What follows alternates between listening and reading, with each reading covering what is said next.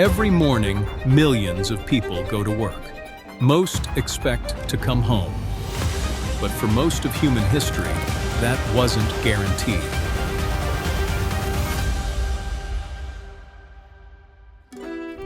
On the freezing morning of December 28, 1892, in Aurora, Illinois, John Oberweis guided his horse-drawn milk wagon through the quiet streets. Daily delivery in the late 19th century relied on these animals moving predictably along neighborhood routes, carrying heavy wooden crates packed with glass bottles. But on Pierce Street, this routine labor crossed paths with the Chicago, Burlington, and Quincy railroad tracks. As Oberweis approached the crossing, the sudden, deafening whistle of an oncoming locomotive shattered the morning quiet. His horse panicked. The animal bolted, jerking the heavy, brakeless wagon forward in an uncontrollable surge. Oberweis fought for control, but the violent motion threw him from his seat. He crashed onto the hard ground, his body crushed beneath the splintering wood and heavy cargo, leaving him with broken ribs and severe injuries. These runaway wagons were not rare flukes. They were a recurring hazard. Without reliable mechanical brakes, a single spooked animal transformed a routine delivery into sudden violence, making transportation itself a potential death sentence. And for those who worked the roads, the danger did not end with milk. The local dangers of city streets expanded into a national network where the simple act of delivering mail became a struggle for survival. On May 16, 1860, 18-year-old Bartholomew Riles faced a desperate situation at the remote Cold Springs station in the Nevada Territory. Ambushed and suffering from a severe rifle wound, Riles realized his strength was failing. To prevent his body from slipping to the ground if he lost consciousness, he used his remaining energy to tie himself securely into the leather saddle. He spurred his horse into the desert. When the animal finally reached the next outpost, Riles was still breathing, bound tightly to the wooden stirrups. His effort kept him on the mount, but the physical damage was too severe. He died from his injuries 2 days later, on May 18th. This single attack triggered a chain of events along the fragile frontier mail route. Robert Haslam, known as Pony Bob, arrived at Cold Springs shortly after to find the outpost smoking and the station keeper dead. With no fresh horse available, Haslam had to push his exhausted mount onto the next leg of the trail. During his return ride, an ambush left him with an arrow wound through his jaw, knocking out 3 of his teeth. Haslam refused to stop. He spat out the blood, gripped the reins, and rode for 36 hours, completing a 380-mile run to keep the mailbags moving. The physical toll of delivering the mail was not confined to the western desert. On January 17, 1861, a mounted carrier traveling the winter road between Decatur and Baltimore encountered a different threat. As night fell over the frozen forest, a pack of wolves began tracking the horse. The pursuit lasted through the night, with the animals snapping at the horse's legs as the carrier pushed his mount to its absolute limit along the narrow, snow-slick path. The rider survived, but the terrifying chase proved the constant threat of violence that defined the early postal system. These workers faced regular hazards on every delivery, surviving the dangers of the open road, only to find that arriving at their destination offered no guarantee of safety. On October 25, 1897, inside the newly opened Hotel Van Nuys in Los Angeles, the workplace hazard moved indoors, hidden behind polished mahogany and brass. The luxury hotel boasted one of the city's earliest electric passenger elevators, a marvel of modern convenience. That evening, Thomas Gamble, a hotel waiter, was inside the wooden cage, training a new operator. As the lift began to rise, Gamble stepped toward the opening. At a time when elevators lacked automatic safety gates or door interlocks, the threshold was a constant, yawning hazard. Gamble's foot caught in the doorway. The machine did not stop. It kept climbing, dragging his body upward into the narrow clearance of the shaft. The force crushed his limb and fractured his skull in several places before releasing him. He plummeted headfirst down the dark shaft, landing heavily on top of a lower car. Doctors rushed to his side, but the medicine of the late 19th century offered no cure for a shattered skull. They could only administer heavy doses of opium to dull his final hours before he died. This sudden violence transformed a grand symbol of architectural progress into a vertical tomb, proving that even the most modern indoor workplaces remained profoundly unstable. On the morning of January 2nd, 1900, the Van Nuys Hotel became a repeated scene of industrial failure. Just over 2 years after Thomas Gamble's death, 16-year-old Earl Newton, hired as an elevator helper, climbed onto the roof of the wood and iron passenger cage. Newton's routine task was to grease the guide rails and inspect the machinery from atop the moving lift. But with open shafts, exposed ropes, and manual controls, the environment left no room for error. As the car began its ascent, a heavy iron counterweight struck him, trapping and crushing the teenager against the wooden joists of the shaft ceiling. He died from severe chest injuries at 4:45 in the morning. Newton's death proved that the previous tragedy was not an isolated misfortune, but the result of a fundamentally unstable technology.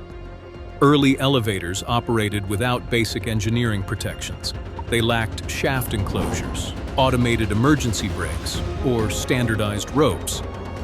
Instead, teenage operators and workers stood on exposed platforms next to moving heavy weights, relying purely on manual reflexes to survive the workday.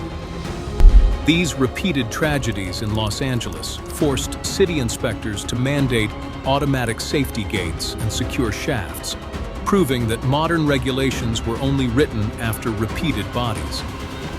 But as cities slowly tamed the hazards of modern machinery, other everyday workers continued to face an older, far more unpredictable force: the raw, dangerous nature of working animals. In 1895, Dr. William Remington arrived at a farm in Tippecanoe County, Indiana, to treat an injured draft horse. As a rural veterinarian, Remington's daily workplace was not a clinic, but dirt floor barns where caregiving easily turned into sudden trauma. To the late 19th century economy, these animals were muscle and transit, but to those who handled them, they were unpredictable hazards. Remington approached the horse to inspect its leg. Without warning, the animal lashed out, delivering a single, crushing kick directly to his chest. The blow shattered his ribs and ended his life. Before mechanized tractors, horse-related incidents formed a massive, hidden occupational toll on rural labor. Yet, as dangerous as these animals were on the outside, a far more terrifying threat remained completely invisible. On November 30th, 1938, in the small community of Voorhees Station, New Jersey, dog pound keeper Edgar B. Campbell was managing a stray dog when the animal suddenly lashed out. The teeth sank into his flesh, leaving 5 distinct puncture wounds on his hand. To Campbell, a seasoned worker accustomed to the rough nature of animal control, the bites seemed minor. He washed the small lacerations, dismissed the pain, and returned to his daily duties. He had no way of knowing that an invisible pathogen was already migrating along his nervous system, traveling silently toward his brain. For weeks, Campbell went about his routine, but by January 1939, the invisible damage became agonizingly clear. It began with a strange tingling at the bite site, followed by a sudden, inexplicable dread. Soon, His body revolted against the very fluid needed to sustain life. The mere sight of a glass of water triggered violent, choking spasms in his throat, the terrifying muscle contractions of hydrophobia. The horror of rabies lay in this delayed, agonizing execution. By the time Campbell felt his first fever, his fate was sealed. He spent his final days in a hospital ward, fully conscious, enduring severe physical distress, muscle tremors, and terrifying hallucinations as the virus systematically destroyed his central nervous system. His death in mid-January proved that for municipal animal workers, a minor scratch on the job could carry a delayed death sentence. In the late 1930s, post-exposure rabies vaccines existed, but they were not yet standard protocol for working-class animal handlers. Campbell's death illustrated the high cost of delayed treatment, highlighting the urgent need for mandatory workplace vaccination programs and immediate medical intervention. But for other everyday laborers of the era, the ultimate hazard did not hide in the bloodstream of a stray dog. Frequently, the most volatile thread on the clock was not an animal at all, but the human customer standing right across the counter. On October 16, 1899, Henry Smith stood behind a wooden counter, wiping glasses and serving drinks. To history, the late 19th century saloon is a stage for wild legends and theatrical shootouts. For Smith, it was simply his daily workplace. As a bartender, his job required him to manage volatile, often armed crowds in tight spaces, with only a mahogany bar separating him from sudden harm. That evening, a dispute erupted over a transaction. Within seconds, a customer pulled a pistol. Smith stood unprotected, with no escape path when the weapon discharged. For bartenders of the era, standing in the path of violence was a silent, frequent condition of earning a living. In Las Vegas, New Mexico, bartender Jack Armstrong stood behind his counter when a customer disputed the bill for a single round of whiskey. The argument was brief. A pistol cleared its holster, and Armstrong was dead before he could reach for a weapon of his own. For saloon workers, managing armed, volatile crowds was not a choice. It was the daily cost of earning a wage. These early public spaces eventually forced cities to implement strict licensing laws, background checks, and active policing to protect the people behind the bar. Yet, as dangerous as the saloon could be, the next mortal hazard did not hide in the shadow of vice or the gears of heavy machinery, but within the gentle walls of the classroom. On the stifling afternoon of July 9, 1867, inside the single-room Leon River School near Hamilton, Texas, Elizabeth Whitney, known as Miss Ann, stood before her class of frontier children. Whitney, a Massachusetts-born teacher who had traveled west to run this small log schoolhouse, was conducting a routine lesson when the quiet of the valley was shattered. A Comanche war party descended on the school. Before the children could panic, arrows splintered through the glass windows, raining shards onto the dusty floorboards. Whitney did not flee. She immediately ushered the older students toward a small window at the back of the cabin, urging them to drop into the tall brush outside. But as the shouts grew closer, she realized two small children remained in the room, frozen in terror. With the attackers breaching the perimeter, Whitney acted. She pulled up the floorboards of the cabin, hurried the two children into the dark crawl space, sliding the wooden planks back into place. To completely hide the seams, she stood directly over the spot, spreading the heavy folds of her Victorian dress across the floorboards to cover any trace of the hidden space. When the raiders burst through the door, Whitney stood alone as a human shield. She refused to reveal where her students were hidden.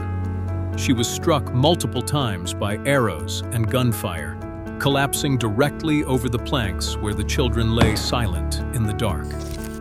Her body and her heavy skirts remained draped over the hiding spot, keeping the children invisible until the raiders abandoned the schoolhouse and a local militia arrived.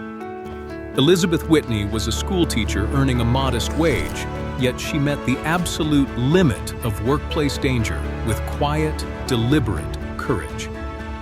Her death on the Texas frontier remains a devastating reminder of the true cost of protection, proving that the safety of the vulnerable has always been paid for by the lives of ordinary people who simply went to work.